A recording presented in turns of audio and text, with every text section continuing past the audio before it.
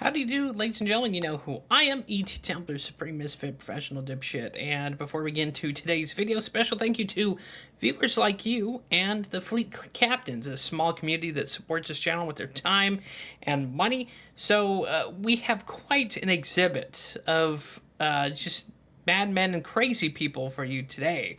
So without further ado, In a world of absolute bullshit, do these madmen believe that they actually have powers then granted to them from Odin, or Stolas, an owl demon from hell? Is it a winner? Is it bullshit? Do they believe it? Who knows? It's crazy and people eat it up. However, I do have an enchanted MerDagger from a mermaid girlfriend whose cheeks I was clapping at the time when I was overseas, and it cuts through spells and curses, so don't even think about it. You sons of bitches, so chop through your curses and your asses. They get all. alrighty, without further ado, let's get underway, shall we? And keep in mind, I do have my enchanted MerDagger. Alright? It's enchanted and blessed. Will protect us. But about 24 hours ago, the deputy DA for New Orleans Parish decided to blow his head off in his own office. I have nothing further to say about And this dude, keep in mind, this was the guy who was prosecuting him for allegedly beating the shit out of his girlfriend. But allegedly. This wouldn't be the smartest thing to upload, like, just generally. this. Very, very sad now, isn't it? I did want to talk about chaos magic, though. Chaos magic is the concept that you are generating energy. It doesn't have to be negative, necessarily speaking. It can be quite protective. And you're launching it at a non-specific target, so to speak. I'm laughing because it's so absurd, right? Because it sounds like something straight out of a D&D handbook, right? Roll your D20 to see if it hits. Roll your D8s for damage. See if your magic missile hits, baby. But this guy, you know, he says this, but he literally believes, like, he's a magician. Maybe there's some legitimacy to it. I mean, let's protect me, enchanted MerDagger, but let's see. That is that the energy that is generated, partially in the form of ritual, potentially, partially in the form of meditation, simple mental focus, and so forth, goes forth and does its job. The idea is that it's sort of like, imagine that ritual magic is like firing a rifle, so to speak. We're going to use a physical metaphor for it. The rifle is very accurate, takes out an individual target. It's very, very target-head.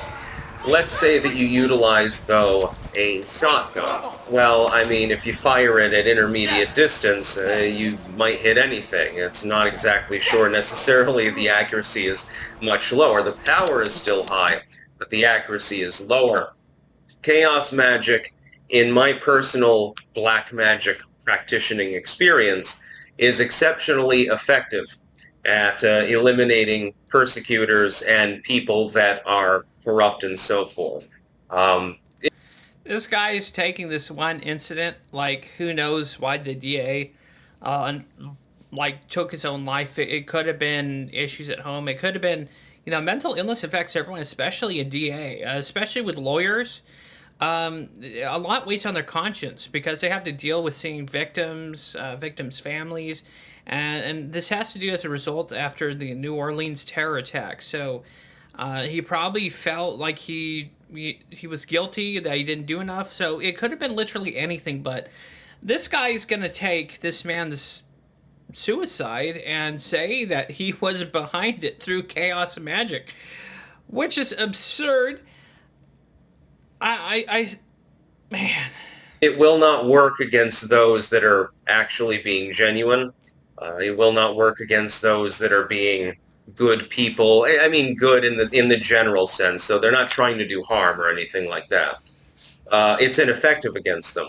What it will do, though, is it will tend to hone in, and in that way, it's a little bit more like a homing missile, I suppose, on those that are doing evil, those that are being corrupt. Everything is mimetic. There are no. So chaos magic deals with evil. You'd figure that'd be reversed, because I know within the Wiccan community, allegedly, there's white magic and black magic, right? White's good, black's bad. But this doesn't sound like chaos. I mean, I guess he can call it whatever he wants because it's his rule book, his universe, I suppose. Coincidences. You wouldn't believe the number of mimetic things that have happened literally in the last 48 hours of my life, for example. So unfortunately, he decided to off himself. It's not immediately clear why he did.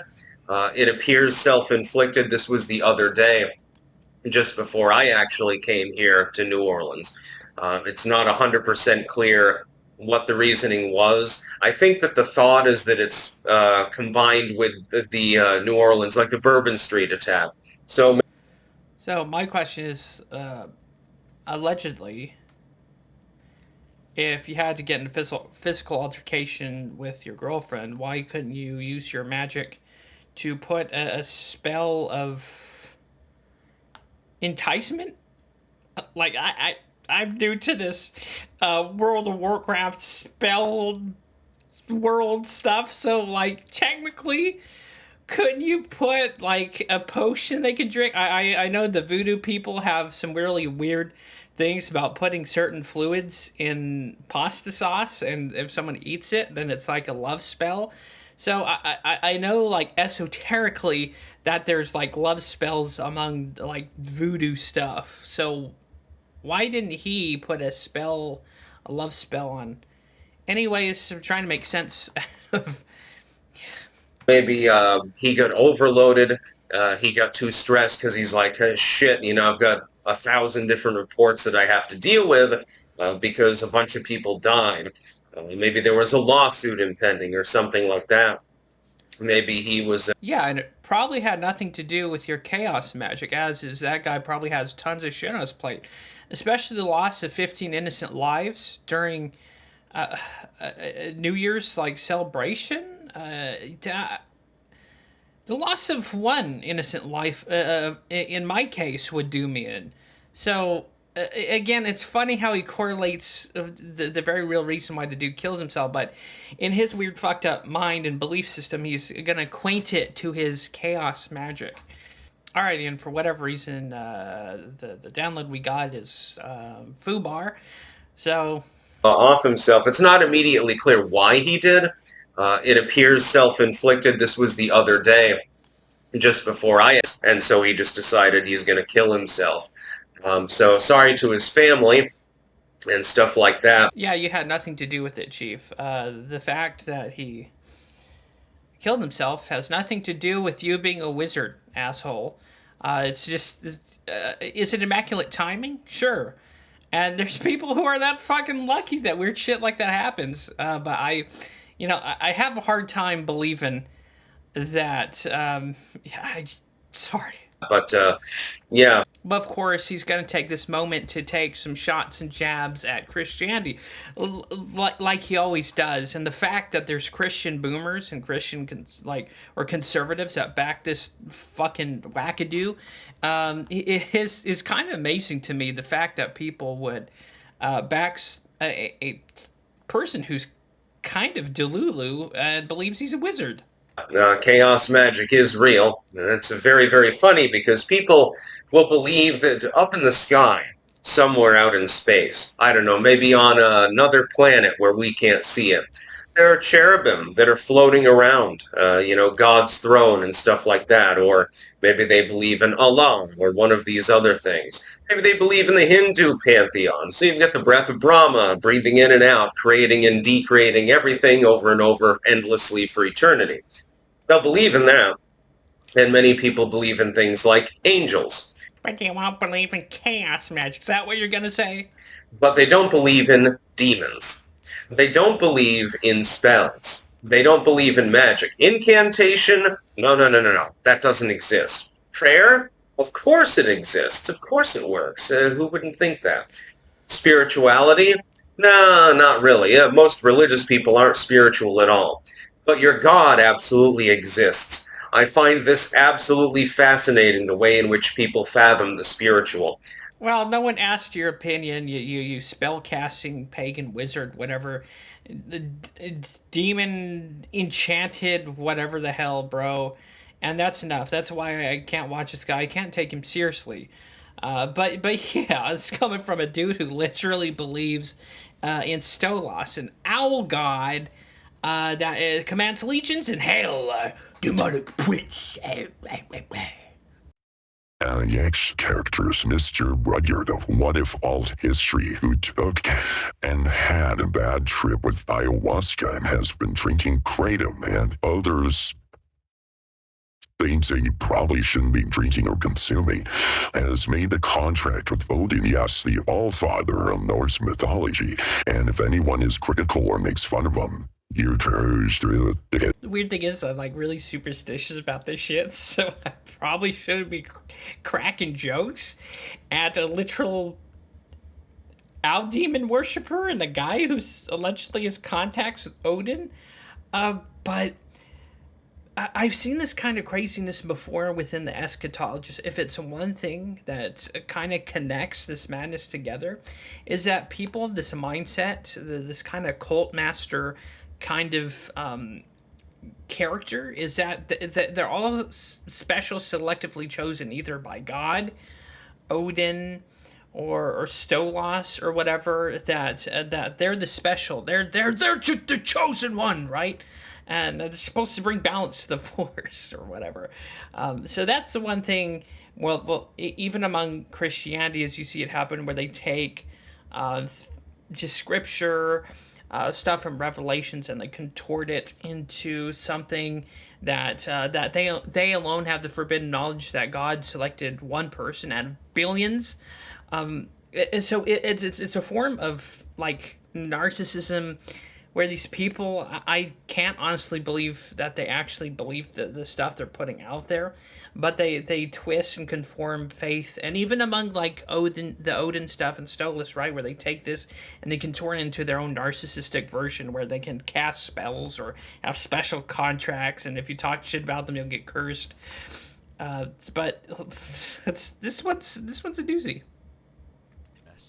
The era when a species first... Oh, and sorry, it only comes in the right side of the headphones for some reason.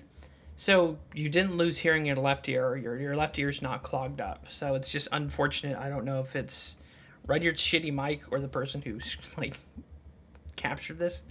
Attains godlike power, but lacks the wisdom to use it properly. And this is something that every species that hits this level archetypally has to deal with. And we're really proud of you as humans, because from what I've heard, we hit this 100,000 years earlier than what they expected, mostly due to the technological innovation that came out of Europe from Greece onwards. So, as of right now, he's channeling Odin. He read up this nice script, where it sounds official. It sounds like... I highly doubt it. Okay, if the Allfather Odin was speaking, I highly doubt. He typed up an interesting script, to say the least, and so he believes he can channel between himself and Odin, the Allfather. And so the gods are really, really happy we did this, and they're really, really sorry and have more empathy than you could ever understand for our condition. They see us as teenagers now. We have to learn to grow and find our own way in the world. And the way I perceive this is that... No, sorry, this isn't the way I perceive this. This is the way they perceive this. They're communicating through me. Because they said, quote, "A society has to die. A civilization has to die. It is better to die rich than to die poor. In the West, we're not going to die. We're not going to die because of this video. Yeah, it's not really your fault your society fell apart. We find you pathetic, but this was going to happen at some time or another, and we're really proud that this is the thing that did you in." There are also a few other messages I need to convey to you briefly. The first is the spirits want to say again they love you more than they could ever say. I was sent to you by your bloodline, which is why I work for Odin, since he is the genetic king of my people, the Britons. I speak to your blood. I know that you know that the things I'm sorry, but isn't Allfather Odin king of people from Norway, Finland, Sweden, or the Varangians? Is that the Varangian Guard? Yeah, they were a thing. And like Denmark, I thought that was the god of those people because if you don't know your history, Christians and the Vikings, eons ago, the Vikings used to come to England, fuck with shit, steal things, and the Christians would be often, Alfred the Great, I think, fought Vikings, and Adelstan fought Vikings, so it's not exactly God of the Britons. Historically, I wouldn't think, but I know. I'm not talking with Allfather, I guess. I am saying are true, since we can sense your blood. Your ancestors are really trying to help you here, and I am their gift. The spirits like to convey the message that you should mentally see me as Gandalf. If you process me as Gandalf...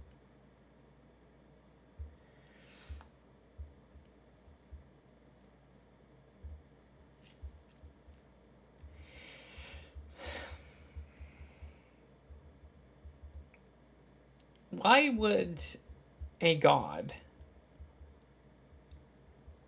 preface a metaphor with Gandalf, Lord of the Rings, written by J.R.R. Tolkien?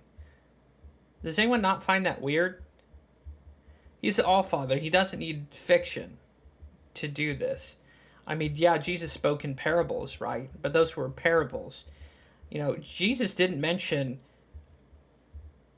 you can kind of see that the inconsistencies kind of seeping through Christian levels of Delulu.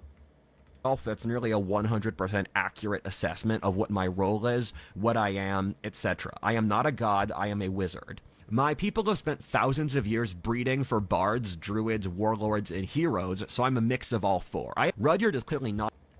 Oh, of course, so you're the special, huh? So you see where they... And there's something about that when people make themselves the one chosen, the prophet. Then it draws all the other people, because humans, for whatever reason, I think psychologically need a king. That's why people are struggling with democracy, the democratic republic, right? Because kings for thousands of years, and if you believe in genetic memory or blood memory or whatever, have a longing to be ruled, right? Because that's how it used to be. The king was placed on throne by God, and the self-rule stuff. So if someone has enough gusto and claims themselves as a special, people will follow that. And again, I'm no psychologist, but if someone has enough weight into their own bullshit, they can create a cult following. And I think, no disrespect to Rudyard, but he does carry himself and speaks a certain way. It's the same thing with televangelists, right? If you ever notice, if you ever listen to them, whether it's radio or TV, they have a unique way of speaking, like Joe Osteen. Have you ever heard the soft, sultry words of Joe Osteen? If you give me $100, God will bless you 100 times. And he has a unique way of speaking that just it tickles your inner brain, kind of maybe arouses you a bit with his soft, sultry, buttery words, and you just fall asleep spiritually. And you can feel it right now. You just get the warm cozies, and you want to go to sleep. Of course, and then there's other unique ways how pastors have a special way of oratory speaking, I think. I'm not here to, exactly... That's a debate for later, but even he in this video, if you listen... Not a god. He's just a smart boy who read 900 books, hiked the Appalachian Trail, made a political faction since he realized he could. This boy loves you more than he could ever possibly say in his words. We call him a boy since he's fucking 23. Do you really understand what that means? This boy's nearly a teenager. He's nearly killed himself multiple times since he loves you so much. My mom would wander through old cemeteries in the greater Philly area and look for people who died in the colonial, Revolutionary War, Civil War era and liberate their souls from torture so they can move on to the afterlife. My mom would tell me growing up that she would speak to ancestor spirits, and lots of the analysis I'm feeding you now is stuff I got from my mom as a kid. My mom's story makes more sense. Why she sent me to tango, ride horses, taught me philosophy and about religion or mythology. My mom made this deal for me, and I was forced, through the horror, to accept the deal. I think when my mom was brain dead for 2 days, God or the devil, and I think both at the same time, told my mom that she could either die or accept the deal to live. She surrendered her soul to a demon, and the rest happened from there. I stand for freedom and individualism, so I'm not like a friggin' commie or a friggin' Nazi who's going to tell you to submit to the state. The state's lame.